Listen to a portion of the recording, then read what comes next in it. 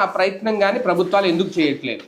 అంటే ఇక్కడ ఒక సమస్య ఏంటంటే జగన్ టైంలో వ్యవసాయం చేసినప్పుడు వచ్చిన ఆదాయం కంటే, అంటే నేను విన్నది ఒక ఇద్దరు ముగ్గురు రైతులతో మాట్లాడినప్పుడు, ఆ, ఇప్పుడు వ్యవసాయంలో మనం 10,000 రూపాయలు పెట్టుబడి పెట్టాం, కొంతమందికి 15,000 లాభం వచ్చి ఉండొచ్చు, 20,000 లాభం వచ్చి ఉండొచ్చు.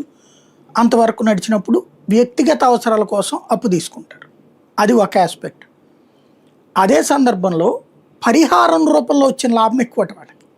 అంటే పంట పండకపోతే పరిహారం ఇస్తుంది కదా ప్రభుత్వం, అట్లాగే లక్షలకు లక్షలు వచ్చినాయట అనేక మందికి. ప్రాథమికంగా పెట్టుబడి పెట్టి అది చీడపీడలో, తుఫాన్లో, కరువు ఇట్లాగ వచ్చినప్పుడు ప్రభుత్వం పరిహారం ఇస్తుంది కదా, ఆ పరిహారం రూపంలో వేలకు వేలు లక్షలు కూడా సంపాదించినటువంటి వాళ్ళు ఉన్నారట. అది నాడు జరిగినటువంటిది. ఇప్పుడు వీళ్ళు ఆ విధమైనటువంటిది లేదు. అప్పుడేంటి, ప్రభుత్వం ఇన్సూరెన్స్ కంపెనీలకు తగలేసే డబ్బు లేదు, రైతుకి నేరుగా ఇచ్చింది. దాని ద్వారా వాళ్ళు బాగానే సంపాదించుకున్నారు, ఇటు నష్టం లేకుండా పోయింది. ఇంకొకటి, విత్తనాలు ఎరువుల సప్లై విషయంలో చాలా జాగ్రత్త పాటించారు ఆ రోజున.